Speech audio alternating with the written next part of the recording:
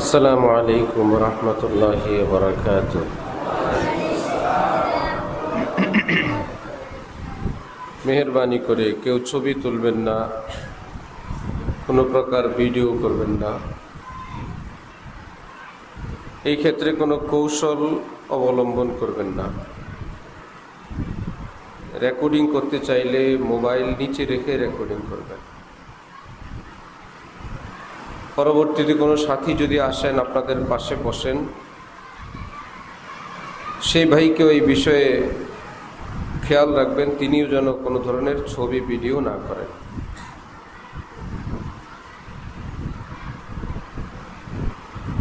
ইসলামের অনেকগুলো বিষয় আছে, সেগুলো কিয়ামত পর্যন্ত আর কোনোদিন পরিবর্তন হবে না। কিছু কিছু বিষয় আছে, সেটা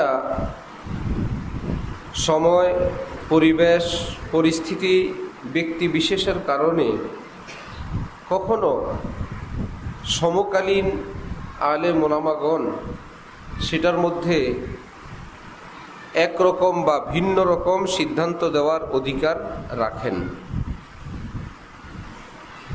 যে সমস্ত বিষয়গুলো একদম ফিক্সড, শত শত হাজার হাজার, যেগুলো সরাসরি আল্লাহ পাক হ্যাঁ কিংবা না করে দিছেন, অথবা রাসূলুল্লাহ সাল্লাল্লাহু আলাইহি ওয়াসাল্লাম স্পষ্ট ভাষায় হ্যাঁ কিংবা না, ইয়েস নো করে দিছেন, সেগুলো কিয়ামত পর্যন্ত হাত দেওয়ার ক্ষমতা পৃথিবীতে আর কারোর নাই, কারোর হবে না। যে কেউ মানবে মানবে, না মানবে না মানবে, সেটা ভিন্ন বিষয়, কিন্তু বিধানটা পরিবর্তন হবে না। সাহাবায়ে কেরামের যুগে সকলেই নামাজ পড়তেন। এই যুগের সব মুসলমান কি নামাজ পড়ে? যদি পড়েও 5 ওয়াক্ত কি পড়ে? তাহলে কি আমরা এই যুগে বলবো এই বর্তমানে 5 ওয়াক্ত নামাজের ব্যাপারে ইখতিলাফ আছে? 5 ওয়াক্ত নামাজের ব্যাপারে কি ইখতিলাফ আছে না চূড়ান্ত ফয়সালা? কয় ওয়াক্ত ফরজ? তাহলে এত মুসলমান যে পড়ে না, সেটা মানে না তারা। দেখতে শুনতে ভালো, ক্ষমতায় ভালো, পদে ভালো, পয়সা গড়িতে ভালো, আরো অনেক রকম, এমনকি দিনদার নামে পরিচিত এমন লোক আছে, মানুষ মনে করে দিনদার, তার থেকেও ভুল হয়, সেও মাঝে মাঝে নামাজ কামাই দেয়। এখন থেকে আরো 50-100 বছর পরে বেনামাজির সংখ্যা আরো বাড়বে না? বাড়বে। কিয়ামত যত কাছাই আসবে, দিন তত কমবে। কিয়ামতের আগে নামাজির সংখ্যা একদমই কমে যাবে। একদম কিয়ামতের আগ মুহূর্তে খুবই অল্প কয়েকজন লোক থাকবে, কিন্তু নামাজ 5 ওয়াক্ত যেমন ফরজ ছিল, তেমন আছে, তেমন বলা যাবে না এই বিষয়ে কোনো ইখতিলাফ আছে, ফিক্সড। মুসলমান সুদ খায়, আছে কি না? ঘুষ খায়, বেপরদা করে, মিথ্যা বলে, শরাব খায়। তাহলে যেহেতু কিছু মুসলমান এগুলো করে, তাহলে কি বলা যাবে এই সমস্ত বিষয়ে শরীয়তে ইখতিলাফ আছে? কোনো ইখতিলাফ নেই। অনেক অনেক দিনদার, এমনকি গ্রাম দেশের মুয়াজ্জিন সাহেব, কোন জায়গার ইমাম সাহেবও আছে, পুরো মহল্লায় সব মহিলাগুলোকে দেখা যায়। খালা, ভাবি, ফুফু, মহিলারাও খুব হুজুরকে ভালো জানে, ভালো মানুষ, সবাই তিনি মাথা ঝাড়ে, সবাই চিকিৎসা করে, তাবিজ দেয়, আবার ইমামতি করে। আপনারা যেহেতু হাসতেছেন, এতে বোঝা যায় আপনারা এটা জানেন, আপনাদের নলেজও এই বিষয়টা।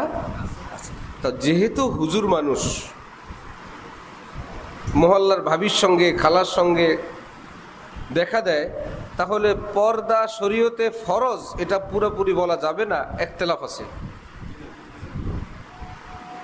শরীয়তে পর্দার ব্যাপারে কি ইখতিলাফ আছে না ফিক্সড? পর্দা করা ফরজ। হুজুর যে করে না, বলতে হবে পর্দা করা তো ফরজ, হুজুর মানে না। পর্দা করা ফরজ কিন্তু হুজুর না মানার কারণে শরীয়তের দলিলে কোনো পরিবর্তন আসে নাই, যেমন ছিল ওটা তেমনই।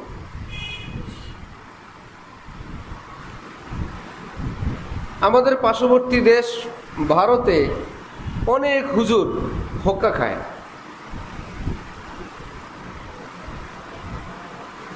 এই জন্য হোক্কা খাওয়া কি সুন্নত? ভালো ভালো হুজুররা খায়, এটা তাদের দেশে একটা স্বাভাবিক একটা বিষয়।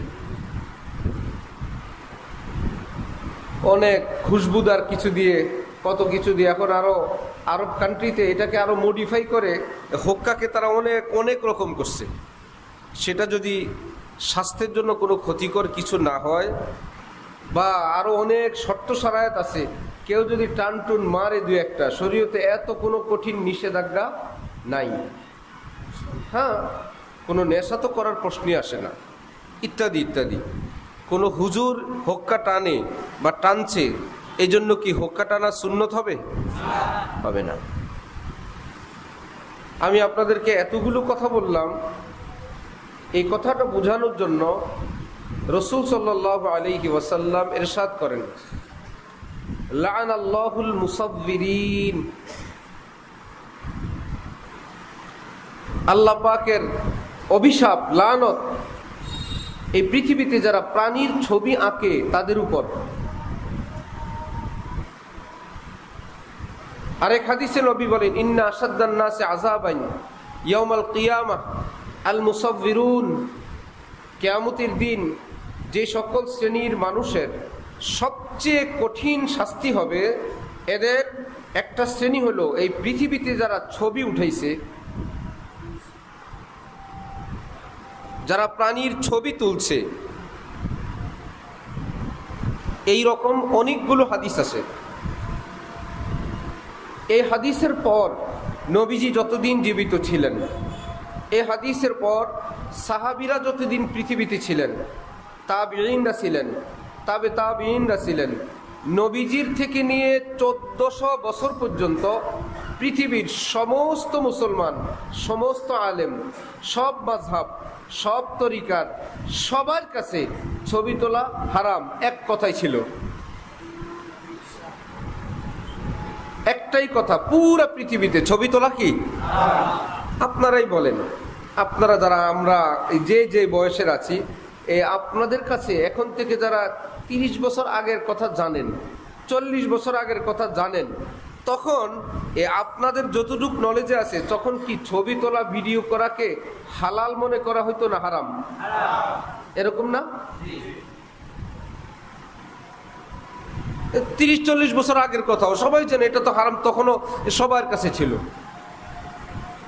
তাহলে কি এখন থেকে 30-40 বছর আগে হোক আর 50 বছর আগে হোক, কোন নবী রাসূল পৃথিবীতে আবার আসছিলেন, যিনি এসে আখিরি নবীর বিধানগুলোকে পরিবর্তন করে যে আধুনিক যুগের জন্য কিছু আধুনিক ফতোয়া দিয়ে আগের বিধানগুলোকে রহিত করে চেঞ্জ করে দিয়ে গেছেন? কোন নবী আসছেন? আসবেন? নবীর কথা পরিবর্তন করার ক্ষমতা এই পৃথিবীর কারো আছে?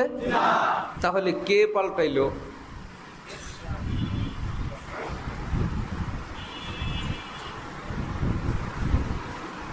সব হুজুর মিলে একটা হাদিস পাল্টানোর পারমিশন আছে? আমরা দেশের কয়েক লক্ষ জনতা মিলে যদি আমরা বললাম, প্রধানমন্ত্রী শেখ হাসিনা তোমাকে বরখাস্ত করা হইল,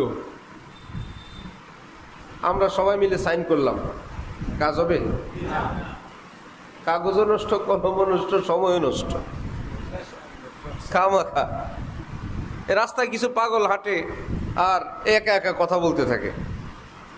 আমাদের কথাগুলোর ওইটুকুন দাম হবে যে কোনোই দাম নাই।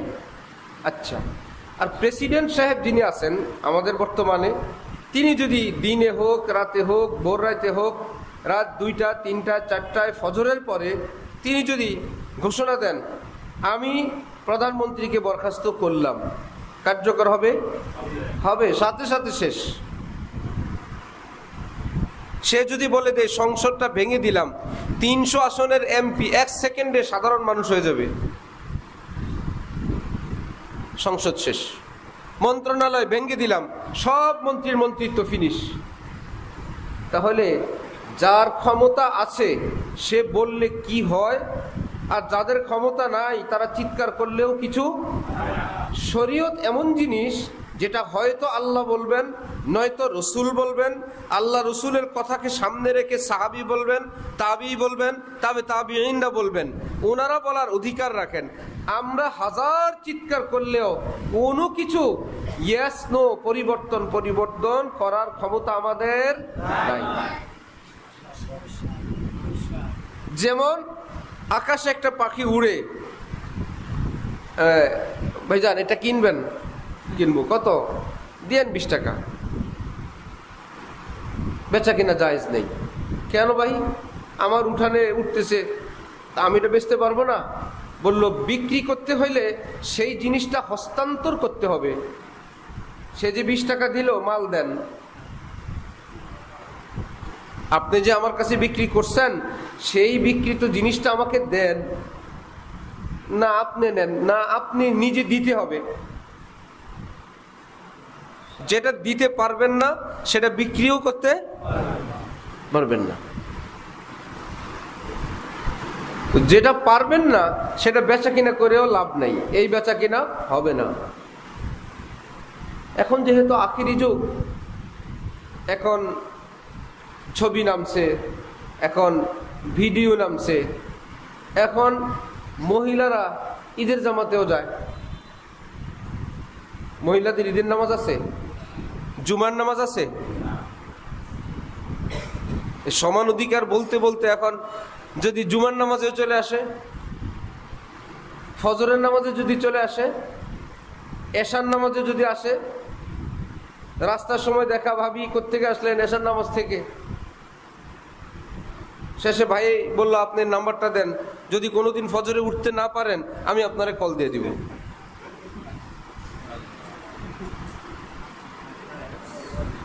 আল্লাহ আগেই জানেন যে আপনি ঘরে থাকেন। নবীজির যুগে মেয়ে মানুষরা মসজিদে এসে নামাজ পড়তেন, কিন্তু নবীজি বলতেন মসজিদের চেয়ে ঘরের নামাজের সওয়াব বেশি। মসজিদে নববী 50,000 রাকাত এক রাকাতে, মসজিদুল হারামে 1,00,000 রাকাতের সওয়াব এক রাকাতে। নবীজির যুগে তারা আসতেন, কিন্তু নবীজি বলতেন ঘরে কিন্তু সওয়াব আরো বেশি, 50,000-এর চেয়েও বেশি, 1,00,000 রাকাতের চেয়েও নারীর নামাজ মসজিদুল হারামে সওয়াব বেশি না ঘরে বেশি? তাহলে কিন্তু নবীজি সুযোগ দিতেন, চান্স দিতেন, আসুক। আবার বলতেন ঘরে উত্তম। তাহলে তিনি উৎসাহিত করতেন মসজিদে আসার প্রতি না ঘরের প্রতি? কিন্তু তিনি কথাটা রোপণ করে রাখছেন যে কাজে লাগবে ভবিষ্যতে। রেখে গেলাম, আমার শরীয়ত তো কিয়ামত পর্যন্ত, কথাটা থাকুক, কাজে লাগবে, আসুক। আবার যখন আসতেন তখন নবীর যুগে মুসলমানরা সব কি সাহাবি, মদিনার সব মুসলমান কি সাহাবি। আজান হবে আগেই মুসল্লিরা মসজিদে, আজান হওয়ার পর বাকিরা মসজিদে। পুরুষরা যখন সব মসজিদে নববীর চতুর্দিকে সাহাবাই কেরামের ঘর বাড়ি। সাহাবি কেমন ইমান বলা, কেমন শরীয়তের পাবন, নবীজির হুকুম, ইশারা, খুশি কতটা তারা সেটা ফলো করেন। সব পুরুষরা মসজিদে, কে নবীজির কাছে গিয়া দাঁড়াবে? নবীজি বলতেন তার কিছুক্ষণ পর যেন বাচ্চারা যারা আসে তারা যেন পুরুষ মানুষের পিছনের কাতারে তারা বসে যায়।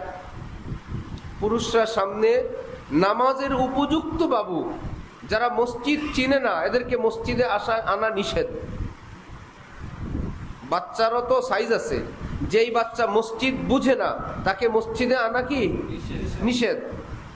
পেশাব করে দিল, আকু করে দিল, দৌড় দিল, তার মানে সে মসজিদ চিনে না।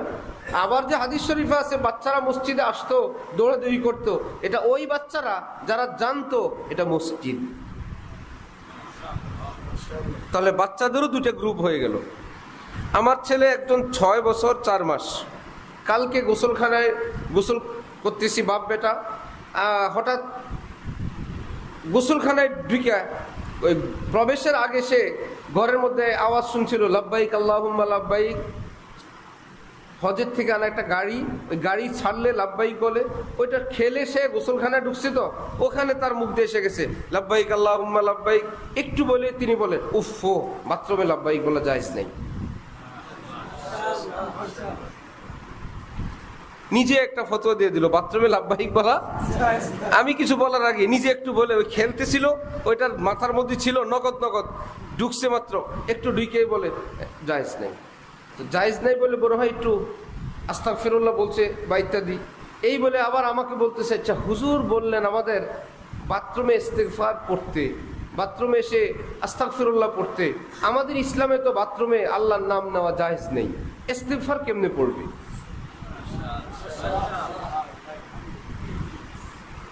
প্রশ্ন না?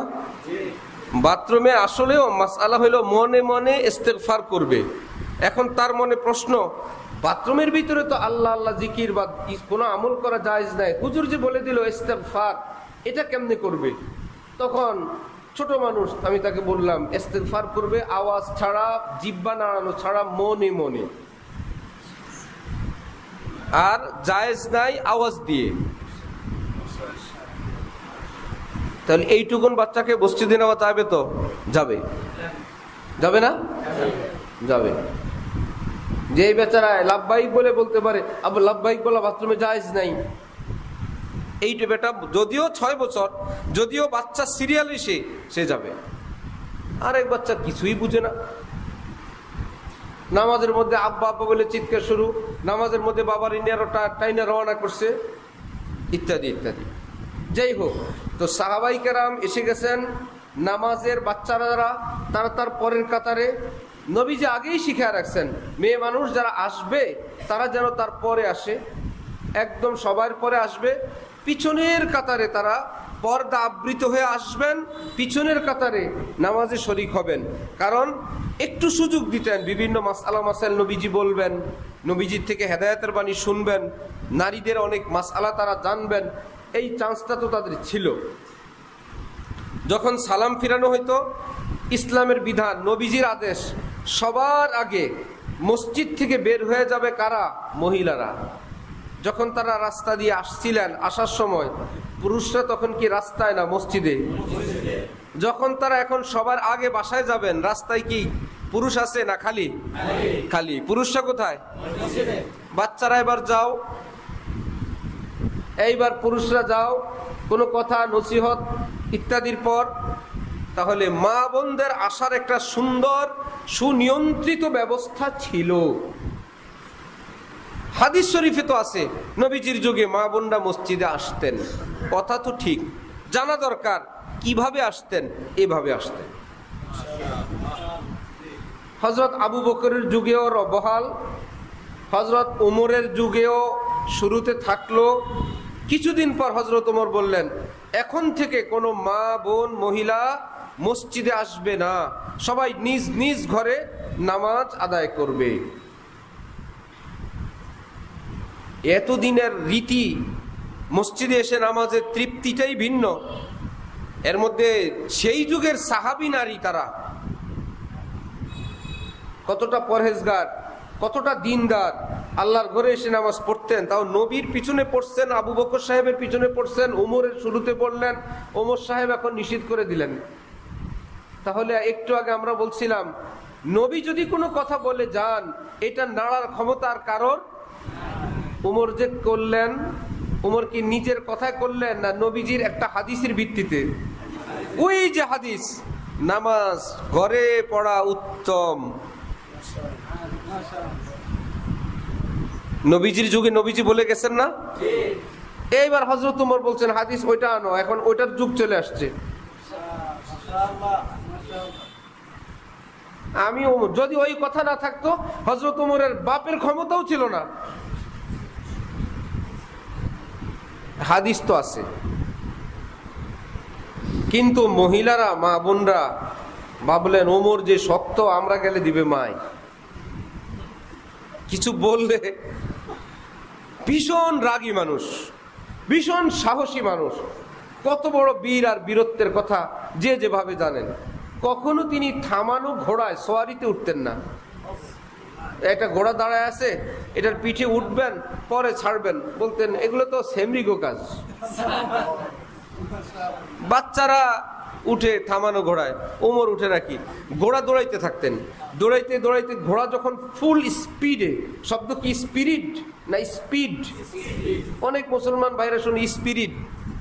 স্পিরিট তো একটা তরল পদার্থের নাম, আর গতি যেটা সেটা SPEED, স্পিড, মানে ভীষণ গতিতে। যখন এরকম ঢেউ খেলতে থাকতো, হযরত ওমর একটা জাম্প দিতেন, একটা লাফ দিয়ে উঠে চলে যেতেন। নিজের সাথী সঙ্গী নিয়ে একবার রওনা হয়েছেন, কোনো প্রয়োজনে হঠাৎ একবার পিছনে এরকম তাকাইলেন। হযরত ওমর তাকানোর সাথে সাথে যেই কয়জন সাথী ছিল সব মাটিতে পড়ে গেছে, একদম মাটিতে পড়ে গেছে, মানে আর সহ্য করতে পারেন, ভয়ের চোটে মাটিতে পড়ে গেছে। এই বেটার কাছে মহিলারা আসবে মায়ের মরতে। ওনারা বললেন এর কাছে একজন বড় কেউ লাগবে। নবীজির স্ত্রী আম্মিজান হযরত আয়েশা, ওনার সঙ্গে বেয়াদবি করতে পারবে না। হযরত ওমরেরও মা। নবীজির স্ত্রীরা সকল সাহাবী, সব মুসলমানের কি হন? মা। এই জন্য মা আয়েশা বলি না আমরা, মা আয়েশা, মা আয়েশা, মা খাদিজা। বলে আম্মার কাছে চলো। সব মহিলারা বললো আম্মা এত বড় সাহস ওমরের, আপনি কিছু বলেন। আম্মা ছিলেন নবীজির এমন মানুষ যে নবীজির কাছে থাকলে জিবরিল কেবল বেশি বেশি আসতো, ওহী বেশি আসতো। জিবরিল আমিন বললেন, সালাম দিলেন আম্মি জানকে, আবার বললেন আল্লাহ পাক সালাম বলছেন।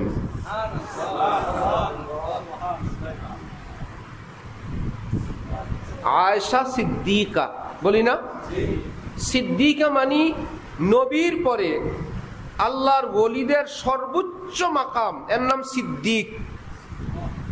নবীর পরে সর্বোচ্চ স্তরের মাকাম, সেটার নাম কি? সিদ্দিক। বলে না ওলি সিদ্দিক। নবীর পরে বিশাল স্পেস ফাঁকা, এরপরে ওলিয়া উলিয়াদের একদম সর্বশীর্ষে যারা, তারা হয় কি? সিদ্দিক। সমস্ত সাহাবী সিদ্দিক, সব সাহাবী, কিন্তু নামের সঙ্গে আবু বকর সিদ্দিক। আবু বকরের মেয়ে আয়েশা সিদ্দিকা, সুবহানাল্লাহ। সিদ্দিকের মেয়ে সিদ্দিকা, এবং ফকিহা, আলেমা, ভীষণ দিন জানতেন, দিনের মহা জ্ঞানের অধিকারী ছিলেন। আর নবীজির সঙ্গে এতটা থাকতেন, এক পুরুষ সাহাবী বলল ইয়া লাইতানি কুনতু আয়েশা, পুরুষ না হয়ে যদি একটা আয়েশা হইতাম জীবনে। এখন তো কত সময় নবীজির কাছে যাইতে পারি না, ঘরে ঢুকতে পারি না। আয়েশা হইলে তো নবীর কম্বলের তলেও থাকতে পারতাম। ইয়া লাইতানি কুনতু আয়েশা, যদি আয়েশা হইতাম রে, কপালটা খুলতো। তাহলে আয়েশা কোন অবস্থানে ছিলেন?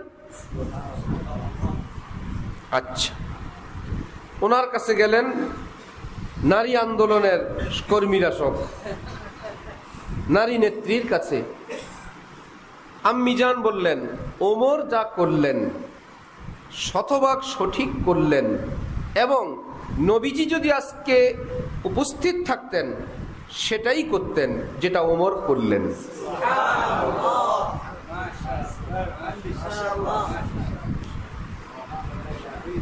তাহলে হাদিসে আছে নবীজির যুগে মা বোনরা মসজিদে আসতেন।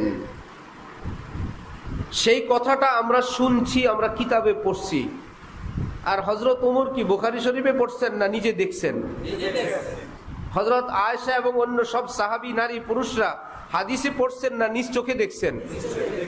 পাশাপাশি তারা ওই হাদিসটাও জানেন। আসে মসজিদে, ঘরে নামাজ পড়া উত্তম, পাশাপাশি হাদিস জানেন, আলাইকুম বিসুন্নতি ওয়া সুন্নাতিল খুলাফাইর রাশিদিন আল মাহদিয়িন, আমার সুন্নত মানো, আমার খুলাফায়ে রাশিদিন যেই শরীয়তের বিধান দিয়ে যাবেন সেটাও মানো। সাহাবীরা কোন প্রকারের প্রশ্ন উত্থাপন ব্যতীত বললেন তিনি যোগ্য লোক, তিনি কোরআন হাদিসের ভিত্তিতেই সব করেন। পুরুষরাও মানলেন, নারীরাও মানলেন। তাহলে যদি কেউ এখন হাদিস শরীফ উল্টায় মধ্যখানের এই ঘটনাবলী বাদ দিয়ে বললেন হাদিস শরীফে তো আছে নবীজির যুগে মা বোনরা মসজিদে যেতেন, এখন কেন নিষেধ? এখন কি আমরা নিষেধ করি না? হযরত ওমর করছিলেন। ওমরের যুগে কি সাহাবী উনি একা ছিলেন না হাজার হাজার? সমস্ত সাহাবীরা মিলে এই ফয়সালাটা করে দিয়ে গেছেন, মানতে হবে। আমার কথা কি আপনারা বুঝেন? তাহলে ইসলামের যে বিধানগুলো এমন যেটা গোড়াতেই একরকম বা দুই রকম ছিল, আপনি সেটার ফয়সালা যেটা হয়ে গেছে সেটা মানতে হবে। কিন্তু কিছু কিছু বিধান ইসলামের নবীজির যুগ থেকেই এটা করলেও ঠিক আছে, সেটা করলেও ঠিক আছে। এর মধ্যে উল্লেখযোগ্য একটা হলো নামাজের সূরা ফাতিহার শেষে আমিন আস্তে বলা কিংবা জোরে বলা। যেই সাহাবী বর্ণনা করেন নবীজি সাহাবাই কেরাম ওয়ালা দলিনের পরে আমিন জোরে বলছেন, সেই সাহাবী আবার বর্ণনা করেন নবীজি সাহাবাই কেরাম আমিন আস্তে বলছেন। এখন আপনি কি করবেন? আপনি যদি ওই সাহাবীকে মানেন তাহলে সাহাবী কি যখন আপনার পছন্দের কথা বলে তখন মানবেন, আর যখন আপনার বিপরীত কথা বলে তখন মানবেন না।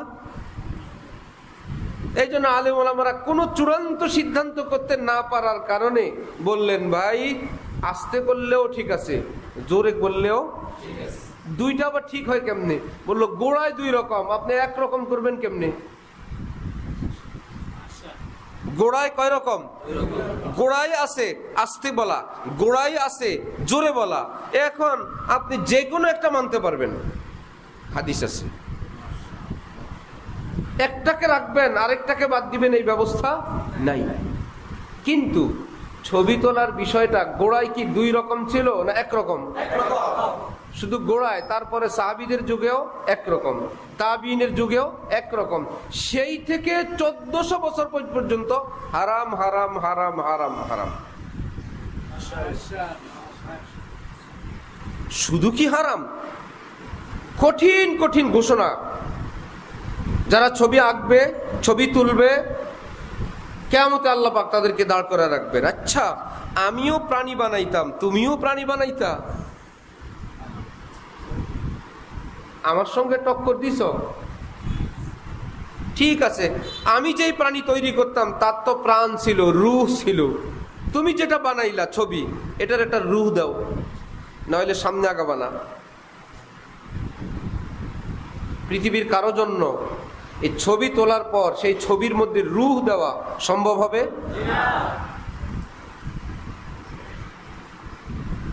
এখন মসজিদেও ছবি উঠায়, মাহফিলেও উঠায়। আমরা কি মনে করব? ছবি তোলা তো হারাম, কেউ মানে কেউ একটা ঝামেলা হয়ে গেছে। যেহেতু লম্বা কথা বলছি একটু বলে দেই।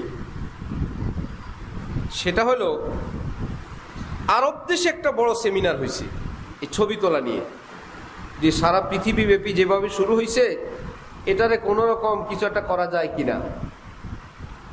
পৃথিবীর বহু দেশের আলেম ওলামারা, না এটা হারাম তো হারামই, কি করবেন? এক আলোচনা আসছে এরকম যে নবীজির যুগে যেটা হারাম ছিল সেটা তো আর আমরা কিছু করতে পারবো না।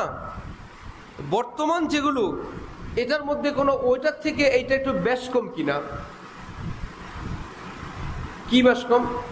যে নবীজির যুগে যে ছবি, সেই ছবিটা তো এরকম দেখা যায়, তো এই ছবি আঁকছে, এই তো ছবিটা। এই যুগে যে ডিজিটাল ছবি, এটা মোবাইলে দেখা যায়, স্ক্রিনে দেখা যায়, কিন্তু এটাকে যদি আমরা এমনি খুঁজতে যাই, খুঁজতে গেলে কোথাও নাই। মোবাইলের ভিতরে, কম্পিউটার ভিতরে, মেমোরিতে কোথায় নাই, নাই নাই, কোথাও নাই। মেশিন স্টার্ট দিলে এটা ভাইসা উঠে। কম্পিউটার মোবাইল চালাইতে গেলে আসে। এমনি যদি আমরা মোবাইল কম্পিউটার খুলি, এইরকম কোন ছবি কি খুঁজে পাওয়া যাবে? কেউ কেউ এটার মধ্যে নবীজির যুগের ছবি আর এই ছবির মধ্যে একটু বেশ কম বানাইতে চাইছে। যেহেতু ছবি নবীজির যুগে যেটা হারাম ছিল ওটা তো ছিল, আর এটা তো এরকম না, এটাকে হালাল বলা যায় কিনা, এই একটা আলোচনা আসছিল। এইটা থেকে যেই হুজুরদের ছবি তোলা দরকার, তারা আবাস নাচের বুড়ি লগে ডোলের বাড়ি, যে এই ছবি সেই ছবি না। কথা বুঝতেছেন? হুজুররা যে তোলে, এমনি তো তোলে না যে এই ছবি সেই ছবি না। নবী যে এই ছবি হারাম করছেন, এটা সেটা না, এটা ছবি না। এরা বলতে চায় ছবি হারাম, এটা ছবি না। আলেম ওলামারা পরবর্তীতে যারা হারামের পক্ষে, সেই থেকে আজ পর্যন্ত ছবি না এইটাকে রদ করার জন্য বললেন। একটা বাচ্চার সামনেও যদি আপনি মোবাইলের একটা ছবি দিয়ে আপনি বলেন এটা কি, সে বলবে আমার বাবার ছবি। আপনি বলেন ছবি না, এটা বাচ্চাও বলে ছবি। কি ভাইরা, মোবাইলে স্ক্রিনে যদি একটা ছবি নিয়ে আসে আপনাদেরকে বলি, আপনারা কি বলবেন? এটা ছবি না বলবেন, নাকি বলবেন ছবি? তা আপনারা যে ছবি না বলে হালাল করছেন, এই নাটা তো সঠিক না, এটা তো ছবি। মুশকিল। এমন কি বলে ছবিটা পাঠাও, ছবিটা পাইছি, ছবিটা সেভ করো, ছবিটা ডিলিট করে দাও। তা আপনি যে বললেন এর কোনো অস্তিত্ব নাই, মোবাইলের ভিতরে তার কোনো অস্তিত্ব নাই। যেই জিনিসের অস্তিত্ব নাই, এটা কি পাঠানো যায়? এটা কি সেভ করা যায়? ওকে ডিলিট করা যায়? এই যে সেভ করে ডিলিট করে, এতে বোঝা যায় এর অস্তিত্ব আছে। এই জন্য তো অস্তিত্ব আছে দেখে তো ওটা পাঠাইছি, এটাকে আমি ধরছি। এটাকে একটু আগে বললাম পাখি বিক্রি করা যায় না, কারণ ধরা যায় না, দেওয়া যায় না। কিন্তু মোবাইলের ছবিটা ধরা যায় না, সেন্ড করা যায় না। কি ভাইরা, সেন্ড করা এটাই তো ধরা। হাত দিয়া ধরা তো আর ধরা না। হ্যাঁ, আটকাইছি ছবিটা, কেমনে সেভ করছি, আমি এটাকে আরেকজনের কাছে সেন্ড করে দিছি। প্লাস একটা ছবি পাঠাইছে, কি ব্যাপার আপনার মোবাইলে যায় না? বললো সরি, আমার মোবাইলে এমবি নাই। কি ব্যাপার? বললো যেই ছবিটা পাঠাইছি এটা হলো 200 এমবির, এটা বড় সাইজ, আমার মোবাইলে আছে 20 এমবি, এই জন্য আসে না। আরেকটা ছবি পাঠাইছে, ফুস করে এসে পড়ছি, কি ব্যাপার? এটা 2 এমবির, 5 এমবির। তখন বোঝা গেল ছবিতে ভিডিওতে সাইজ ছোট এবং বড় আছে, যার জন্য একটু জায়গা লাগে। এটার জন্য একটু বেশি জায়গা দরকার, ওটার জন্য একটু কম জায়গা দরকার। যেই জিনিসের অস্তিত্ব নাই ওটার আবার জায়গা লাগে। এটা এই ছবিটার জন্য একটু বেশি জায়গা দরকার, এই ভিডিওটা ছোট অল্প জায়গা হইলেও চলবে, ওর জন্য বেশি দরকার। এতে বোঝা যায় তার অস্তিত্ব নাই নাকি আছে। তো অস্তিত্ব নাই বলে যে জায়েজ বলছিল, পরে কি অস্তিত্ব নাই না আছে? গ্যাস নিচের থেকে যখন জীবনের প্রথম উঠলো, মেসের কাঠি দিলে জ্বলে, আরে অবাক, বেচা কিনা জায়েজ হবে কিনা? হানাফি মাযহাবে ফতোয়া দিছে বেচতে হইলে তো আপনি যে খরিদ করবে তাকে আপনি দিতে হবে, যেই জিনিস দিতে পারবেন না বেচা কিনা জায়েজ নেই। আর এক লোক 5 টাকার গ্যাস কিনলো, দিলেন, আরেকজনে 20 টাকার কিনলো, তাকে একটু বেশি দিতে হবে না? তো যেটা মাপা যায় না, ওজন করা যায় না, শেষে আপনি একটু দিলেন, সে বললো আরেকটু দেন, আমি আরো পাই। এটার মধ্যে ঝগড়া আছে, ধরা যায় না, ছোঁয়া যায় না, মাপা যায় না, গ্যাস বিক্রি করা জায়েজ নাই। হানাফি মাযহাবের প্রথম ফতোয়া কি? গ্যাস বিক্রি করা কেন? এটা ধরা যায় না, ছোঁয়া যায় না, মাপা যায় না, হস্তান্তর করা যায় না, বেচা জায়েজ নেই। বর্তমানে কি গ্যাস বিক্রি জায়েজ আছে না নাই? কেন? যতগুলো তথ্য ছিল সব উল্টে গেছে। মাপা যায়, ধরা যায়, ছোঁয়া যায়, আরেকজনকে দেওয়া যায়। এটা 12 কেজির বোতল, এটা 27 কেজির বোতল। জিন যেরকম বোতলে ভরে, গ্যাসও এখন কিসে ভরে? বোতলে ভরে। বোতলে ভরে দিয়ে দিচ্ছেন আপনার বাসায় 12টা, 12 কেজিটা 12 কেজির মতো, 27 কেজিটা 27 কেজির মতন। তাহলে ধরা যায় না, ধরা গেছে। মাপা যায় না, মাপা গেছে। দেওয়া যায় না, দেওয়া গেছে। যতগুলো তথ্য ছিল আধুনিক প্রযুক্তির বরকতে সেটা এখন কি হয়ে গেছে? ধরা যায়, ছোঁয়া যায়, মাপা যায়, দেওয়া যায়। ফতোয়া পরিবর্তন, এখন বেচাও জায়েজ, কোনো গুনাহ নেই। তাহলে ছবি তোলা যারা জায়েজ বলছিল, এরা বলছিল এটা কোনো ছবি না। কেন? এটার মধ্যে কোনো অস্তিত্ব নাই। আমরা মোবাইল খুলে দেখছি, পরে আমরা খুঁজে পাইলাম অস্তিত্ব আছে না নাই? আছে। এরপর একটা কথা আসছে, নবীজির যুগে হারাম ছিল, ওই যুগে তো ছবি হাতে আঁকত, ওইটা হারাম। এখন তো আর হাতে আঁকে না।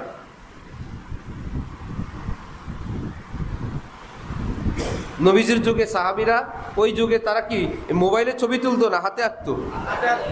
আলেমরা তো মানুষকে গুনাহ থেকে বাঁচানোর জন্য রাস্তা বের করার বহু চেষ্টা করছেন।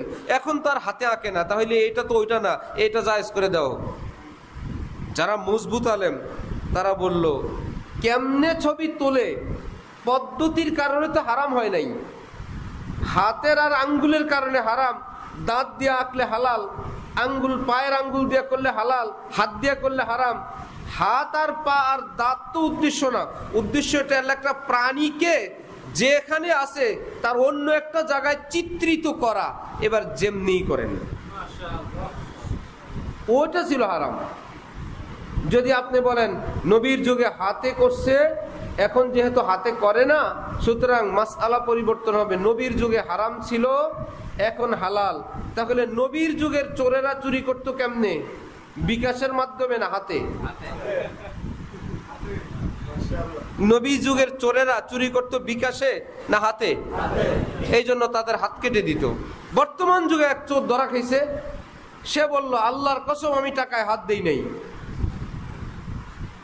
টাকাওয়ালা বলল কথা ঠিক, কিন্তু বিকাশে নিয়ে গেছে সব। এ কি চোরের মধ্যে পড়বে না? সে তো বললো আমি টাকা দেখিও নাই, ছুঁইও নাই। বলল দেখা আর ছোঁয়া এটা তো উদ্দেশ্য না, আরেকজনের টাকা নিয়ে যাওয়া ওটা হলো টার্গেট। এবার যেই পদ্ধতিতেই নাও, ঠিক না? পদ্ধতি পরিবর্তন হয়েছে, এই কারণে কি সে কি চোর না? নবীর যুগে কি এই পদ্ধতিতে নিছে? ঠিক ছবি তোলা হারাম, পদ্ধতি একটা ছিল আগে, এখন আধুনিক পদ্ধতির কারণে আধুনিক পদ্ধতিতে কিন্তু ছবি তো উঠছে, হারাম হারামই রয়ে গেছে। শেষ কথা আইসা আলেমরা যারা ছবি তোলার পক্ষে বলতে চায়, তারা বলল আয়না দেখা তো জায়েজ। আয়না দেখা ইসলামে কি? তাহলে এটা তো একটা ছোটখাটো ছবি, মানুষ এখানে আরেকজন দেখা যায় আয়নার ভিতরে, দেখা যায় না? এইটা কি হবে? এটা তো নবীর যুগে আয়না দেখা ছিল, মুশকিল। তখন বলা হয় আয়নার সামনে থেকে মানুষটা সরে গেলে আয়নার ভিতরে কি সেভ আছে? আর মোবাইলেরটা, সুতরাং দুইটা এক না।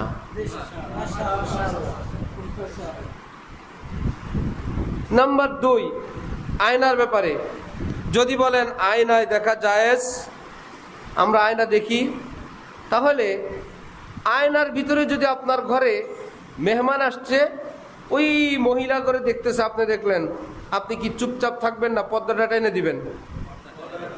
বাইরের রুমে মেহমান, এরা নজর দিছে ভিতরের দিকে, ভিতরে হলো ড্রেসিং টেবিলটা, স্টিলের আলমারিটা, ওর মধ্যে আয়না লাগানো, এই দেখা যায় পুরুষ পোলা ওই আয়নার দিক তাকায় রয়েছে, আয়নার ভিতরে আপনার স্ত্রীকে আপনার মেয়েরে দেখা যায়, আপনি কি খুশি হবেন না পর্দাটা টেনে দিবেন? কেন? ওই লোক তো আর আপনার মেয়েরে দেখে না, আয়নার ভিতরে এনে দেখে।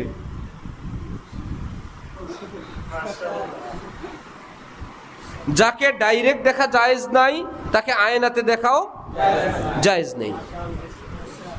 তাহলে ছবি তোলা জায়েজ বলে যারা ওয়াজ মোবাইলে দিয়ে দিলেন, সব কি পুরুষরা দেখে না, ঘরের মহিলারাও দেখে?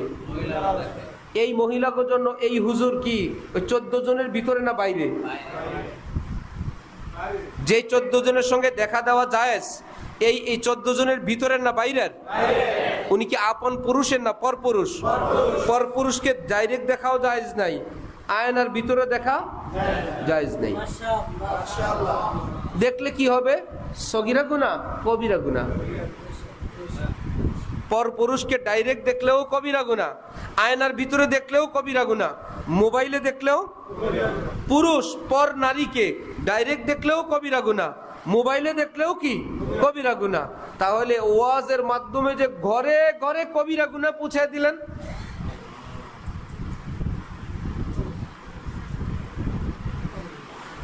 বাড়িতে বাড়িতে এখন ওয়াজে মহিলাদের জন্য প্যান্ডেল হয়, সেই প্যান্ডেলে বক্তারা দেখবে না, এই জন্য এখান থেকে কিসের মাধ্যমে? প্রজেক্টরের মাধ্যমে মহিলা গোষ্ঠী যে বক্তাকে আবার পেশ করা হয়। তার মানে দ্বীন ইসলাম সম্পর্কে কতটা অজ্ঞ হইলে, বেখবর হইলে, বেপরোয়া হইলে, তার মানে মাহফিলের ভিতরে কবিরা গুনার ব্যবস্থা করে দিচ্ছে। মহিলারা আয়েশা ওয়াজ শুনে বলে, মোবাইলে দেখে বলে নিজের স্বামীকে, আমাদের কাছে খবর আসছে, নিজের স্বামীকে বলে, দেখলেন হুজুরের চেহারায় কি নূর, কি মায়া লাগে। পর পুরুষের জন্য এইরকম কথা বলা মানে ওই পুরুষের প্রতি মাত্রায় কিছু হইল আসক্তি এসে গেছে। হাকিমুল উম্মত মাওলানা থানবীর যুগে একজন বিধবা মহিলার ইন্তেকাল হইল। হযরত থানবীর এক মুরিদ চিঠি লিখছেন, হযরত এই মহিলাটা জীবিত ছিল, তার স্বামী ছিল না, আমি তার সঙ্গে জীবনে কথাও বলি নাই, দেখাও করি নাই, তার সঙ্গে আমার কোনো রকমের কোনো যোগাযোগ সম্পর্ক ছিল না, কিন্তু তার মৃত্যুর পরে আমার অনেক কষ্ট লাগতেছে, অনেক বেশি। হযরত থানবী বলেন, তওবা করো, ওই নারীর প্রতি তোমার মনে এক প্রকারের প্রেম ভালোবাসা ছিল হারাম, একটা টান ছিল, মৃত্যুর কারণে সেটা এখন বোঝা যাচ্ছে, তওবা করো। নাহলে ওই নারী মরার কারণে এত কষ্ট কেন? তাহলে যে বলে কি ভালো লাগে হুজুর রে, কি মায়া লাগে, এটা কি পবিত্র মহব্বত না হারাম মহব্বত? যদি এটা না বুঝেন, মেয়ে মানুষের বিষয়টা একটু ক্ষমাসুলভ দৃষ্টিতেই দেখা হয়, এটা বললে কেউ দোষের কিছু মনে করে না। সে বলছে এই ছেলেটারে কত সুন্দর লাগে, বেশি এটা খারাপ দৃষ্টিতে পুরুষরা দেখে না, নিতে চায় না, বা হুজুরকে ভালো লাগে। বিপরীত আপনি একটু করে দেখেন, একটা ছবি মহিলার সামনে অথবা আত্মীয় স্বজন কোনো একটা মেয়ে অথবা মোবাইলে, ইস এই মেয়েটারে কি মায়া লাগে, এই মেয়েটার চেহারায় কি মায়া লাগে, কি মহব্বত লাগে, তখন দেখবেন ঘরে কেমন আগুন লাগে।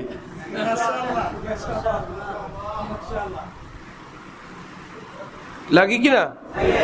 তো একই আগুন তো ওই দিকে লাগার কথা ছিল। তুমি যে বললা হুজুরের কি ভালো লাগে, তা আমি তো একটু বললাম ওই মহিলাটার কি একটু ভালো লাগে, মহিলারা এটারে মানতে পারে না, কারে ভালো লাগে কইলা। এরপরে যখন তখন ঝগড়া লাগলে বললো ঝগড়া তো করবাই, এখন তো বয়স হয়ে গেছে, আমারে ভালো লাগবে না, ভালো তো লাগে এখন ওই মানুষে, ওই কথা মনে পড়ছে মনে হয়, এই জন্য মনটা খারাপ।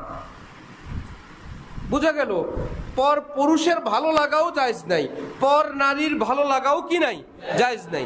আরে আগে তো জনপুরি পিসাবদেরকে মহিলারা ফুকি দিয়েও দেখতো না, প্রসিদ্ধ ছিল, চোখ অন্ধ হয়ে যাবে।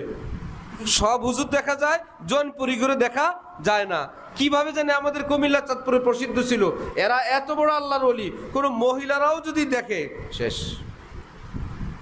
আমার এক আত্মীয় হুজুর মানুষ নিজের স্ত্রী আর নিজের বোনকে বলতেছে সামনাসামনি, নিজের একটা ভাগ্নি ছোট, একদম বাপের মতন হয়েছে না, তো দুই মহিলা বলতেছে ঠিক একদম বাপের মতন। এখন শয়তান, তোরা কেমনে জানো স্যার বাপ কিরকম? এই মেয়েটা তার বাপের মতন হয়েছে, তো দুইজন মহিলা, তার একজন স্ত্রী আর একজন বোন, ওই দুইজনে বলতেছে ঠিক বাপের চেহারা হয়েছে। এইবার উনি ধরছেন বদমাইশরা, বেড়ার ফুকি দেওয়া হয়, বেটা করে দেখো, নাহলে কেমনে জানো এই মেয়ে তার বাপের মতন হয়েছে?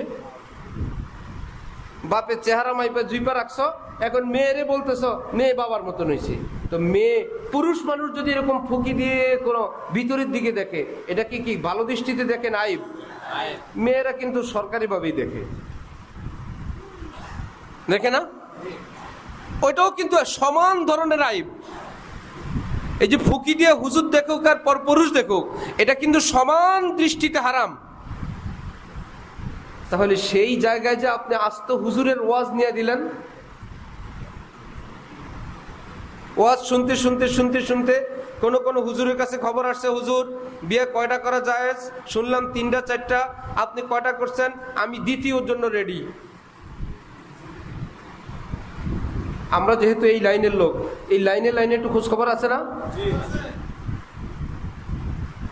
হুজুর আমি আপনার খাদেমা হইতে চাই, হুজুর ইসলামে তো জায়েজ, হুজুর আমি কোনো ঝগড়া করব না, আমি কোনো হক চাইব না, আমি স্ত্রীর সমস্ত হক আমি একদম লিখিতভাবে দিয়ে দিব, আমার কোনো অধিকার, কোনো হক, কোনো সমান কিচ্ছু লাগবে না, আপনার প্রথম স্ত্রীর আমি খাদেমা হব, আমি আপনার একটু খেদমত করতে চাই। হুজুর এই মহিলা কি পবিত্র মহব্বতে আছে না হারাম প্রেমে পড়ছে? হারাম প্রেমের উপরে ইসলামিক লেভেল চলছে, প্রেমে পড়ছে হারাম, উপরে এখন ইসলামিক লেভেল দেয়া। এই হারাম প্রেমে পড়ার মাধ্যম কি হইলো? ওই ভিডিওর ওয়াজ। আমার বাবারা, আমার ভাইয়েরা, আমি খুতবাও পড়ি নাই, মনে আছে আপনাদের? ওয়াজও শুরু করি নাই, শুধু বলছিলাম ছবি তুলবেন না। যেহেতু কিয়ামতের আগে ইসলামের বিধান, নবীজি বলছেন আমি নাই, আমি চলে যাব, আমার অবর্তমানে ওলামাই কেরামগণ হলেন আমার প্রতিনিধি। তাহলে মসজিদের মুয়াজ্জিন সাহেবও একজন আলেম, ইমাম সাহেবও একজন আলেম, খতিব সাহেবও একজন আলেম। বড় কে? মুয়াজ্জিন সাহেব না খতিব সাহেব? আমাদের মহল্লার খতিব সাহেবও একজন খতিব সাহেব। আর ঢাকার যে কোনো একটা মসজিদের খতিব ও খতিব। মহল্লার খতিব সাহেব বড় না ঢাকার খতিব সাহেব? ঢাকার যে কোনো এক জায়গার খতিব সাহেব বড় না বড় বড় যারা শাইখুল হাদিস বিভিন্ন বড় বড় পয়েন্টে আছেন সবাই বড় না বড় আলেমরা বড়? নবীজি যখন কথা বলেন আলেমরা আমার ওয়ারিস, তার মানে পিচ্ছি পিচ্ছি আলেমরা আমার ওয়ারিস, সেটা বলেন নেই। ওই যে মহল্লার সব ভাবিকের সঙ্গে দেখা দেয় ওই আলেম আমার ওয়ারিস, নবী এটা বলেন নেই। বলছেন? কারণ বড়রা কথা বললে বড়টাই বলেন। বাদশাহ যদি বলেন এই আব্দুল্লাহর জন্য, সে আমার দলের অনেক ত্যাগী নেতা, তার এলাকায় তার জন্য একটা বিল্ডিং করে দিও। বিল্ডিং করলো কোনটা? বাদশাহ বলে দিছে 2 রুমের মধ্যখানে একটা বাথরুম আর 1.5% উপর একটা বিল্ডিং। এই বিল্ডিং কেউ বুঝবে? প্রেসিডেন্ট বলছে প্রধানমন্ত্রী তার জন্য বাড়ি করে দিচ্ছে, 1.5% উপর প্রধানমন্ত্রী কারোর উপহার দেবে? সরকারি উপহার যেটা সেটা ভিন্ন, এইরকম স্পেশাল অর্ডার দিয়ে যার জন্য একটা বাড়ির অর্ডার, সেই বাড়িটা সে যত বড় তার অর্ডার মুয়াফিক একটা মানসম্মত বাড়ি অবশ্যই হবে। নবীজি যখন বলছেন আলেমরা আমার ওয়ারিস, তার মানে বেপর্দা আলেমরা, বাঙ্গাচুরা আলেমরা, হালাল হারাম মানে না তারা, না বড় আলেমরা? তাহলে আমার ওয়ারিস আলেমরা, আলেমদের মধ্যে যারা সেরা আলেম তারা আমার ওয়ারিস, সব আলেম আরিস না। প্রাইমারি স্কুলের শিক্ষক শিক্ষিত, হাই স্কুলের শিক্ষক আর একটু বড়, কলেজওয়ালা আর একটু বড়, ভার্সিটিওয়ালা আরো বড়, ভার্সিটির যারা জাতীয় অধ্যাপক তারা আরো বড়। কিন্তু শিক্ষিতর খাতার সবাই শিক্ষিত, কিন্তু জাতীয় অধ্যাপকের সামনে প্রাইমারিওয়ালার কোনো হিসাবই নাই, হাই স্কুল কলেজের লেকচারার কোনো বেল নাই। ঠিক ওয়াজ করতে পারলেই বড় হুজুর হয়ে যায় না। কতগুলো লোক তো ক্যানভাসারের সামনেও জমে। কাহা ডাক্তারের চেম্বারে গিয়ে দেখলেন এত রুগী তো এখানে নাই, বাজারে ধান বাজারে দেখে আসলাম ক্যানভাসারের সামনে তো কয়েকশো রুগী। ডাক্তারের চেম্বারে গিয়ে দেখলেন অল্প কয়েকজন, কিন্তু সেখানে কে? আমাদের মহল্লার যে প্রাক্তন সচিব সাহেব ডাক্তার সাহেবের চেম্বারে, আর আমাদের মহল্লার একজন কলেজের শিক্ষক ছিলেন উনি, আরো কয়েকজন গুণী জ্ঞানী মানুষ ডাক্তার সাহেবের কাছে আসে। আর রাস্তায় যে ধান বাজারে যে ক্যানভাস বসে সেখানে কোনো শিক্ষিতরা দাঁড়ায়? কুলি মজদুর যারা শ্রমিক, এরা মনে করে সারাদিন কষ্ট করছে, একটু মজা দেখি। 10 টাকায় সব রোগের চিকিৎসা, 20 টাকায় সব রোগের চিকিৎসা। ওখানে তো লোক বেশি, তারপরেও সে ডাক্তার না, অথচ সে কত চাপা। কথা কি, পাওয়ার কি, সারা দুনিয়ার মেডিকেল বন্ধ করে দিয়ে তার চিকিৎসা নেওয়া উচিত, এরকম একটা ভাব। এমন না? কিসের মেডিকেল চেডিকেল? ছোটকাল আমরা শুনছি না, একবার ইস্তেমায় যাবে ছাত্ররা আমাদের, তাদেরকে বলে দিলাম খবরদার কোনো ক্যানভাসে যাইবা না, যাইবা না, যাইবা না। ইস্তেমার পাশে বসে না, যদি যাও দাঁড়ায় থাকবা, খবরদার কিছু কিনবা না, টাকা ফেলবা না। এক বেকুব গেছে, গিয়ে শুই না বয়ান বক্তৃতা জাদুময়ী, একদম 500 টাকার নোটটা ফেলাই দিচ্ছে। যারা 500 টাকার নোট ফেলে ওরা তো বলে 10 টাকা লাগবে, বড় নোট ফেললে ফেলেন, বাকিটা ফেরত।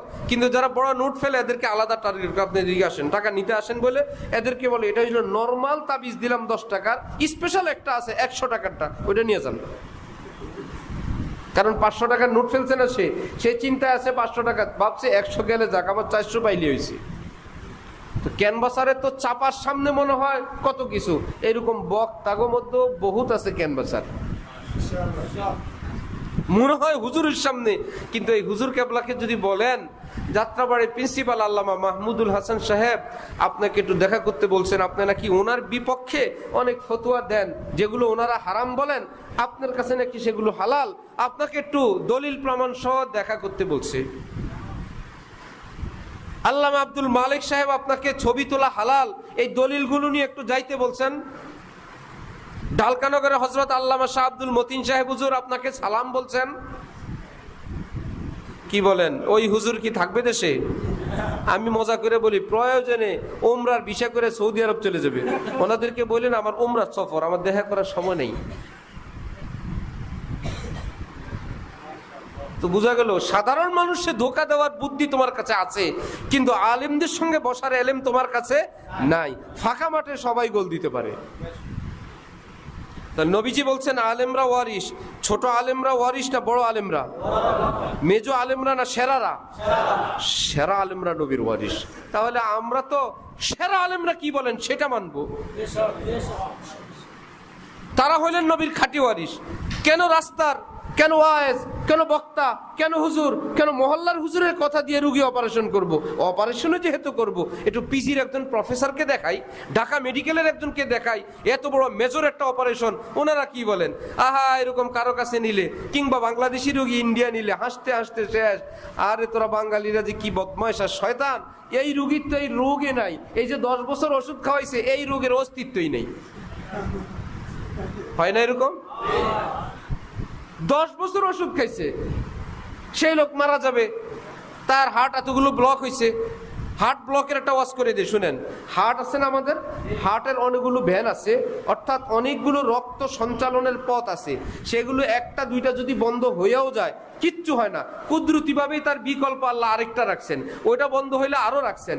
যে কোনো বয়স 40-এর ঊর্ধ্বে যে কোনো মানুষ আপনি গিয়ে হার্ট পরীক্ষা করাইলে দেখবেন ওই শয়তান ডাক্তাররা বলে দিব 70% একটা ব্লক হয়ে গেছে, আর একটা 40%, আর একটা এত, আপনি কি বাড়িতে যাবেন না আপনার এখন রিক্সা লাগাই দিব, যখন তখন আপনার শতভাগ ব্লক হয়ে আল্লাহ লা ইলাহা ইল্লাল্লাহ লা ইলাহা বাঁচার দরকার, রিং লাগে। এই রোগী যদি ইন্ডিয়া নেয় বলবে সব বন্ধ হয়ে যাক, কোনো অসুবিধা নেই, পুরাটা বন্ধ হইলে আর পাশেরটা চালু হবে। এটা কুদরতি ভাবে আল্লাহ দিয়ে রাখছেন।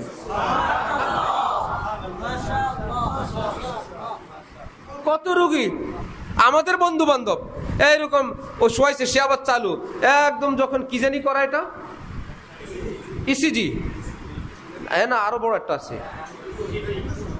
হ্যাঁ, যেটা করানোর শোয়া শোয়া বলে এত % ব্লক হয়ে গেছে, আমাদের এখানে আমেরিকানের রিং আছে, আপনি বলে লাগা দিব, না হইলে ইত্যাদি। একদম সে বাচ্চারা শুয়ে শুয়ে বলে না আমি গরিব মানুষ, আমার টাকা টুকা নাই, আসলে বড় লোক। ডাক্তাররা দেখছি এটা লাগাইলে লস হবে, রিং এর পয়সায় পাবো না শেষে, না আমি গরিব মানুষ। ওখান থেকে উইটা এসে বলে বড় ব্যবসায়ী, সে বলে আমি গরিব সাইজে কোন রকম বাই চাইছি,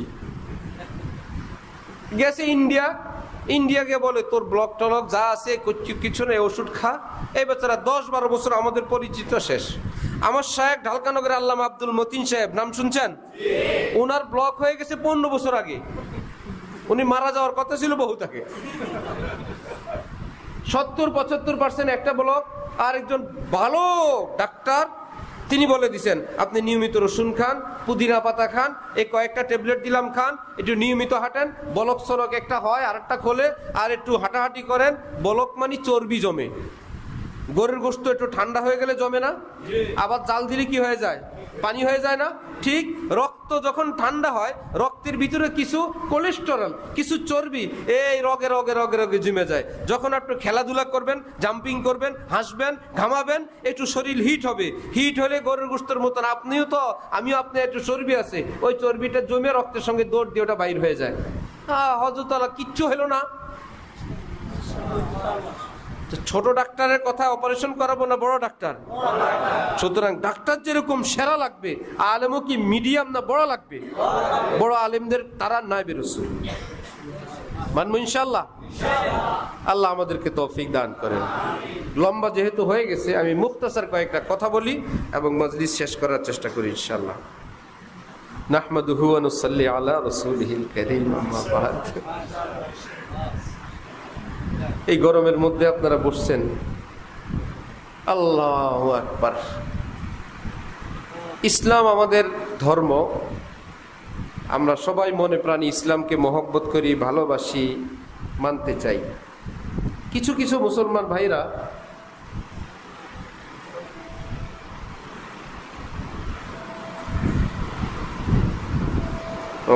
ভোটার আইডির জন্য ছবি, এটা তো বলা বাকি রয়েছে, ইমার্জেন্সি কাজে ছবি, ভোটার আইডি, পাসপোর্ট, পরীক্ষা, বিদেশ, জমি কেনা আছে না, এই সমস্ত ক্ষেত্রে ছবি তোলার ওই পরিমাণ পারমিশন আছে।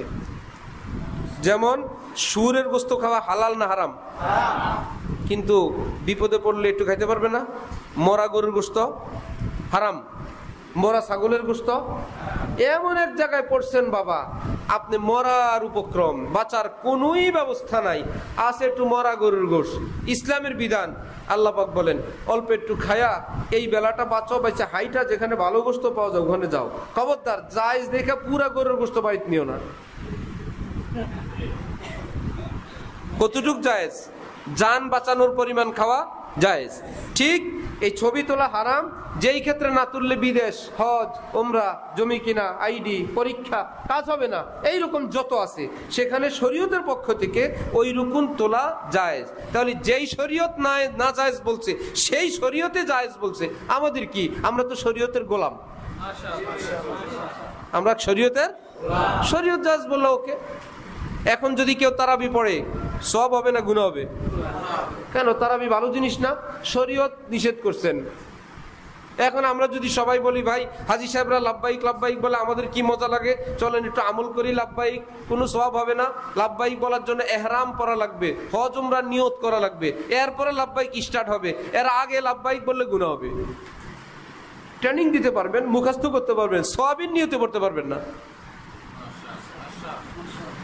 যাই হোক, ইসলাম আমরা সকলেই মহব্বত করি। আমাদের ইসলাম সম্পর্কে মৌলিক কিছু ধারণা দরকার।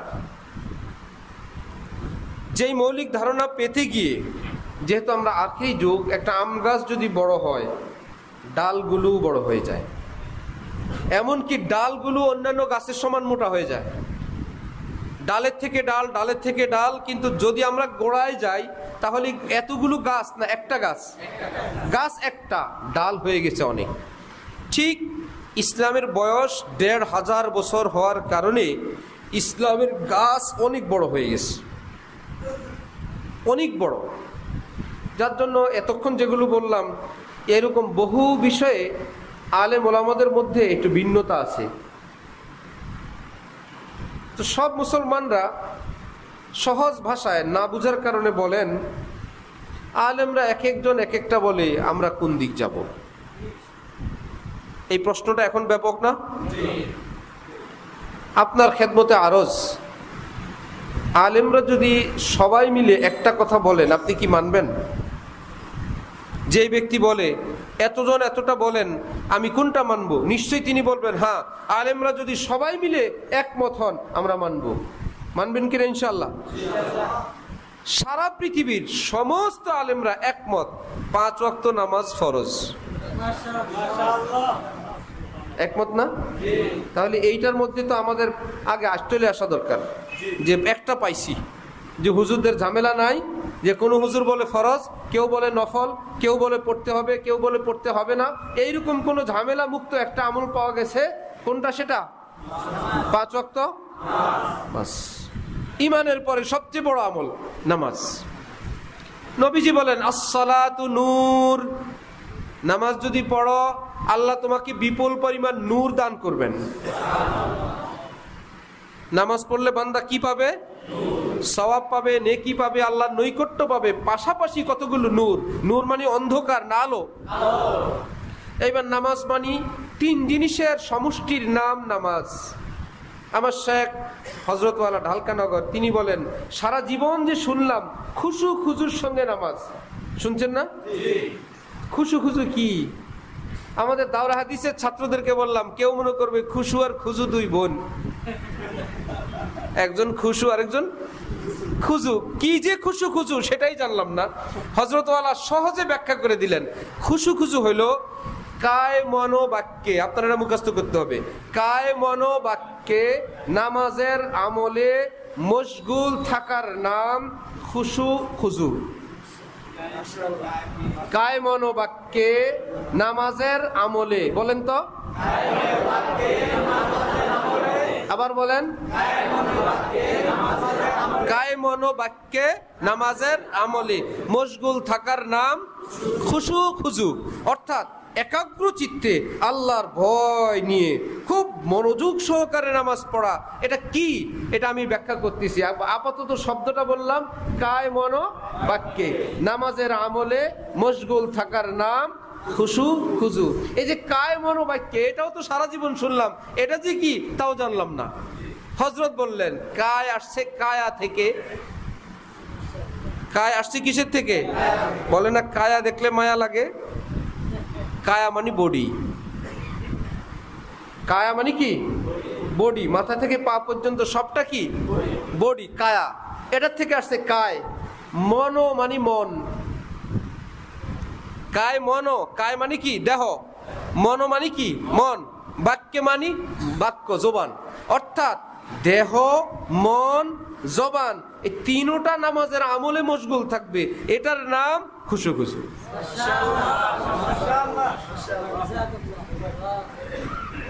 নামাজের আমলে মশগুল থাকবে কয়টা জিনিস?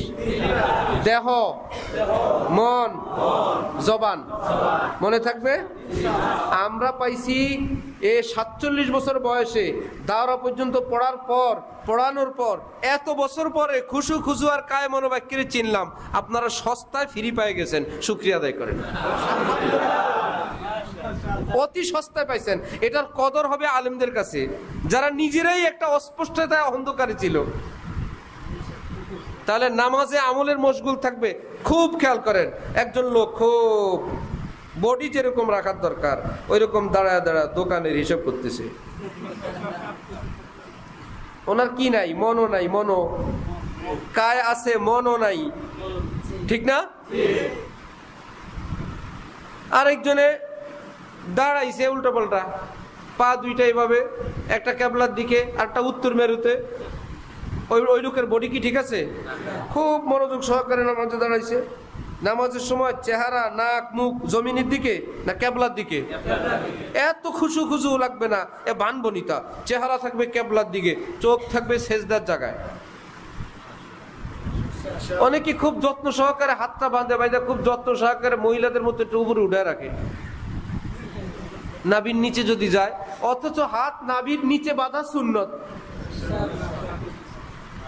পুরুষ মানুষের জন্য হাত কোথায় বাঁধবো? এই যে দুইটা হাতকে হাতের তালুর উপর রেখে বৃদ্ধাঙ্গুল কনিষ্ঠাঙ্গুল দিয়ে ধরে ছেড়ে দিব ঢিলা করে, একদম যতটুক যায়। যখন এভাবে হবে তল পেটের সঙ্গে এইভাবে শক্ত করে দেহের সঙ্গে লাগায় রাখা, এটা হলো সুন্নত। চিন্তা করে নামাজে নাভির নিচে হাত দিব, আস্তাগফিরুল্লাহ, খুব যত্ন সহকারে উঠায়, এমনি থাকে। হুজুর কেউ দেখি আমরা তাহলে নাবির। এটা হলো বডির কায় না, কায় ঠিক করা লাগবে না? সোজা হয়ে দাঁড়াবো, আল্লাহু আকবার বলার সময় হাত আর কান দুইটা এক জায়গায় হবে। এই জন্য চিন্তা করে কিছুটা কান আগা, কিছুটা হাত আগা, একটা মেজারমেন্ট তৈরি করে কিছুটা আগায় পরে কাম বানায়। সুন্নত হইল কান সোজা থাকবে, হাত কানের কাছে যাবে।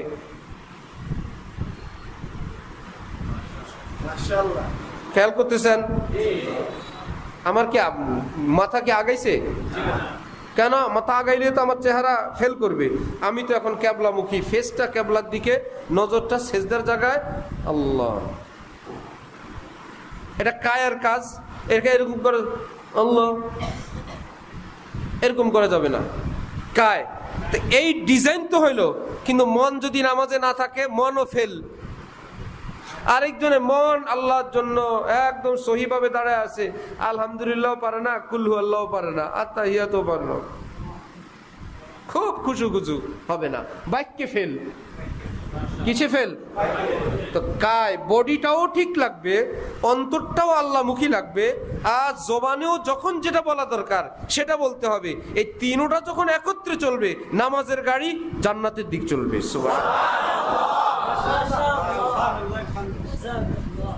কোরআন শরীফ আছে ইন্নাস সালাতা তানহা আনিল ফাহশাই ওয়াল মুনকার। নামাজ পড়ো, নামাজ তোমাকে অন্যায় অনাচার ফাহেসা কাজ থেকে বিরত রাখবে।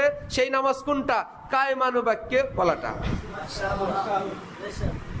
সূরা নাই, কেরাত নাই, দাঁড়াইতে জানে না, ইখলাস নাই, পরে নামাজও পড়ে, চুরিও করে। বাকি রইল কোরআনের অর্থে ব্যাপক অর্থ হইলো নামাজি সব রকম অন্যায় থেকে বিরত থাকবে। যদি না থাকে মুহাদ্দিসরা বলে, আর নামাজ যদি কোনো চোরারে চুরির থেকে বিরত নাও রাখে, মিথ্যুককে মিথ্যা থেকে বিরত নাও রাখে, শয়তানকে শয়তানি থেকে বিরত নাও রাখে, কমপক্ষে আল্লাহু আকবার বলে যতক্ষণ নামাজে থাকে অতক্ষণ তো বিরত থাকে। ওই সময় কে চুরি করে, ডাকাতি করে, মিথ্যা বলে, মোবাইল চালায়, তো নামাজ তাকে বিরত রাখে। ঠিকই তো আছে, নামাজ বিরত রাখছে, ঠিক আছে না? ইমানের পরে সবচেয়ে বড় কি? আর নামাজ কি অন্ধকার না নূর? নূর মানে কি? অন্ধকার না আলো? আলো হইলে আপনি চিনবেন এটা কি সাপ না লাঠি, লাইট দিয়ে চিনবেন। এই লোক কি, এটা মানুষ না মানুষ, এটা কি কুকুর না ছাগল, চিনবেন না? যখন ইমানের পরে নামাজ হবে, আর নামাজ কোনটা? হাত পা ভাঙ্গা, ল্যাংড়া লুলা না সহি শুদ্ধ? কায়মানু বাক্যে মনে থাকবে। এইটুকুন যদি মুসলমানের হয়ে যায়, কোন দুষ্ট দুরাচার ভণ্ডপীর শয়তান ওই এলাকায় ঢুকবেই না। কারণ এরা কায়মানু বাক্যে মানি, এরা নামাজ জানে, সূরা কেরাত সহি শুদ্ধ জানে। আমার মতন ভণ্ড ওখানে গেলে 10 মিনিটে এরা বুঝে ফেলবে আমি একটা শয়তান, জুতা ঝাড়ু আর দেরি হবে না। এই জন্য চিন্তা করে কোন জায়গায় আলেম নাই, নামাজি নাই, কোথায় এলেম কালাম নাই, অন্ধকার, ওই জংলায়, অমুক বটগাছতলে, অমুক এলাকায় যেখানে মাদ্রাসা নাই, আলেম নাই, দাওয়াত ও তাবলীগ নাই, মুসলমান খাঁটি নাই, এইরকম এলাকা খুঁজে খুঁজে আস্তানা বানায়। যখনই সেখানে কোনো মাদ্রাসা আর আলেম হয়, আস্তে গাট্টি বসকে নিয়ে চম্পট। যা আল হাক্কু ওয়া যাহাকাল বাতিল। আলো আসলে অন্ধকার বিদায়। অন্ধকার কি পায়ে ধরা লাগে? অন্ধকার সাহেব আপনি একটু যান, লাইট জ্বালানোর পর অন্ধকার কি এরকম হাত পাখা দিয়ে ধরে নেওয়া লাগে যে আমরা অন্ধকার গুলো একটু বাইর করে দিচ্ছি, এই মসজিদটা আলোকিত করতেছি, এরকম করা লাগে? লাইট জ্বালাইবেন, অন্ধকার অটোমেটিক শেষ। এক লোক পানি ছিল না, তায়াম্মুম করছে। এই লোকের তায়াম্মুম যদি কেউ ভাঙতে চান, এক বদনা পানি সামনে নিয়ে দিবেন। হুজুর আপনাকে এক বদনা পানি, 2 লিটার পানি দিলাম। এই শুধু পানিটা তার কাছে আসতে আসতে শেষ, তায়াম্মুম শেষ। বলল আমি নাই। পানি আসার সাথে সাথে তায়াম্মুম, কোনো হাওয়া ছাড়া লাগবে না, পেশাবও করা লাগবে না, অজু ভঙ্গের যত কারণ, কোনো কারণ লাগবে না। তায়াম্মুম ভঙ্গ হওয়ার জন্য একটু পানি আসলে তায়াম্মুম চম্পট। কোন দুষ্ট ছেলে পেলেরা মা থামাইতে পারে না, কিন্তু এমন ভয় বাবারে পায়। বাবা যদি বাইরে এসে বলল ছেলে নাই, নাই তো নাই, তো বুঝা গেল অন্ধকার আলোর সামনে এতটা কাবু। আপনি যদি নামাজ শুরু করেন, আমার মা বোনরা যদি নামাজ শুরু করে সহিশুদ্ধ ভাবে, ইনশাআল্লাহ নূর আসতে শুরু করবে। এবার নূর দিয়ে আপনি সাপ না লাকড়ি, গরু ছাগল না অন্য প্রাণী, মানুষ না মানুষ, মরা না জেতা, সব বুঝবেন। হক পীর না ভণ্ড পীর, সহি আলেম না দুষ্ট আলেম, মতলববাজ না গাইরে মতলববাজ, মুখলেস না ফাসাদ, আপনি বুঝবেন, চেষ্টা করবেন ইনশাআল্লাহ। সুতরাং আলেমদের ইখতিলাফ বহু বিষয় নিয়ে আছে, নামাজ নিয়ে ইখতিলাফ নেই। ঠিক মুসলমানদের পুরুষদের এক মুষ্টি দাড়ি রাখা সুন্নতে মুআক্কাদা, যার অপর নাম ওয়াজিব, হানাফি, শাফি, মালিকি, হাম্বলি এবং গায়রে মুকাল্লাফ, লা মাযহাবি, সলফি যাই বলেন, চারো মাযহাব এবং মাযহাবের বাইরে সব জায়গায় পুরুষ মানুষের জন্য এক মুষ্টি দাড়ি রাখা সুন্নতে মুআক্কাদা, যার অপর নাম ওয়াজিব। কি ফায়দা হবে? নামাজি হইলে দাড়ি রাখলে, সুন্নত তরিকে একটু জামা গায়ে দিলে অটোমেটিকলি দেখবেন আপনি শয়তানির অনুপযুক্ত হয়ে গেছেন। আগে একটু গানের মজলিসে যাইতেন, এখন আর এই দাড়ি নিয়ে সুন্নত নিয়ে আপনি যেতে পারবেন না। অনেক কিছু থেকে আপনি অটোমেটিকলি আপনি বিরত হয়ে যাবেন। আল্লাহ মেরাজে হযরত ইব্রাহিম আলাইহিস সালাম নবীজির সঙ্গে দেখা হইলে নবীজির নিকট হযরত ইব্রাহিম বললেন, হে মুহাম্মদ, তোমার উম্মতকে আমার সালাম বলবা। সুবহানাল্লাহ, কতটা মোহব্বত আব্বার সন্তানের জন্য। আর বলবেন এদেরকে বলবা জান্নাতের একটা অংশ আল্লাহ খালি রাখছেন, একটা সাজায় গুছায় রাখছেন আর একটা খালি জায়গা রেখে দিছেন। কি ব্যাপার? আমার বান্দা তার গাছ সে লাগাবে। কারো বাড়িতে যদি নিজের হাতে গাছ লাগানো থাকে আর গাছটা যদি হৃষ্টপুষ্ট হয়, আম জাম ধরে, সে জানে বাবার দাদার লাগানো গাছ আর নিজের হাতের লাগানো গাছ, এই দুইটার প্রতি মায়ার কতটুকু ভিন্নতা সে বুঝবে। এত মুরগি বাড়িতে, যেই মুরগিটা আম্মা আমারে দিছিল ছোটবেলায়, এইটা তোমার মুরগি, আহা কত মুরগি দেখি, এটার জন্য মায়াই আলাদা, এটা আমার। সেই জান্নাতের মায়া বাড়ানোর জন্য, জান্নাতের টান বাড়ানোর জন্য আল্লাহ পাক ব্যবস্থা করছেন, তুমি তোমার জান্নাতে গাছ লাগাইবা। সুবহানাল্লাহ, তোমার জন্য আমি একটা জান্নাত বানাইছি, অনেকগুলো গাছ গাছালি আমি লাগাইছি, তোমার গাছ লাগানোর জন্য আবার বিশাল একটা অংশ খালি রাখছি। কেমনে লাগাবা? অনলাইনে। হযরত ইব্রাহিম বললেন, আপনার উম্মতকে বলবেন, দুনিয়ায় থাকতে এরা বলবে সুবহানাল্লাহ, আলহামদুলিল্লাহ, লা ইলাহা ইল্লাল্লাহ, আল্লাহু আকবার। এখানে বলবে, গাছ আল্লাহ বেহেশতে লাগাই দিবেন, গেলে আল্লাহ দেখাই দিবেন। আবার তুমি যে সুবহানাল্লাহ বলছিলা, এটা সুবহানাল্লাহর গাছ, এটা আলহামদুলিল্লাহর গাছ, এটা লা ইলাহা ইল্লাল্লাহ, এটা আল্লাহু আকবার। এক একটা যে কত বড়, কত সুন্দর। তখন জান্নাতের জন্য মায়া আরো বাড়বে না? হে আল্লাহ, ছেলে বিদেশ ছিল, দেশে আইসা যদি বলে, বাবা বাবা তুমি যে টাকা পাঠাইছিলা, ওই কয়টা টাকা দিয়ে এই জায়গাটা কিনছি, আর এই কয়টা টাকা দিয়ে বাজারে এই কয়টা দোকান করছি, তখন বাবার জন্য মায়া লাগে, দোকানগুলোর জন্য আলহামদুলিল্লাহ অল্প কয়টা টাকা অনেক বড় কাজে লাগছে। ঠিক বেহেশতে গিয়েও বলবে, আমি সামান্য একটু সুবহানাল্লাহ বলছি, আমার রব্বা প্রিয় আল্লাহ অনেক বড় কাজে লাগাইছেন। সুবহানাল্লাহ। তাহলে সুবহানাল্লাহ, আলহামদুলিল্লাহ, আল্লাহু আকবার, লা ইলাহা ইল্লাল্লাহ, এই আমলগুলো করার চেষ্টা করব হাঁটতে চলতে ফিরতে ফিরতে। এটা মনে রাখবেন, আল্লাহ পাক যদি কাউকে আল্লাহর নাম নেওয়ার তৌফিক দেন, জিকিরের তৌফিক দেন, শরীয়তের একটা বিধান, আল্লাহ যাকে ক্ষমা করবেন না, আল্লাহ যাকে মাফ করবেন না, তাকে আল্লাহ মসজিদে আনবেন না, জিকির করতে দিবেন না, তওবা করতে দিবেন না। যাকে তিনি ক্ষমা করবেন তাকে তিনি ক্ষমা চাওয়ার তৌফিক দিবেন, তাকে তিনি মসজিদে আসার তৌফিক দিবেন। বলবেন, কই মসজিদে আসে ভালো তো হইল না, এই ক্যালকুলেটর দিয়ে কাজ হবে না। মৃত্যুর আগে যদি একটা তওবা দিয়ে দেন, যে বহুদিন ঘুরছে, দুষ্টমিও করতো, ভালোও করতো, কানতো, আবার শয়তানি করতো, একবার বাইজিদ একবার এজিদ, হয় না এরকম? একদম ভালো হয়ে গেছে, আবার এজিদরেও ফেল করাইছে।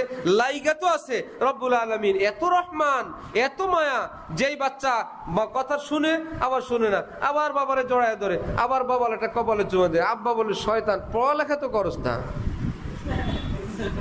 কাম বললে আবার বাবা না ভালো, আমার বাবা কপালে চুমা দেয়, বাবা কি তারে ফেলে দেয়, বলে কি যে করি ওরে নিয়া, কথাবার্তা শুনে না, না পড়ালেখা করে না, এমন আদর টাদর করে, আমার ওষুধটা ঠিক মতন খাওয়ায়, আমার ডাক্তারের সময় হইলে বড় বড় শিক্ষিত যেগুলো নিয়মিত টাকা পয়সা দেয়, অগো খবর নাই, এই পাগলা আমার ডাক্তারের কাছে নিয়ে যাবে, পড়েও না, কথাও শোনে না, আড্ডা মারে, কিন্তু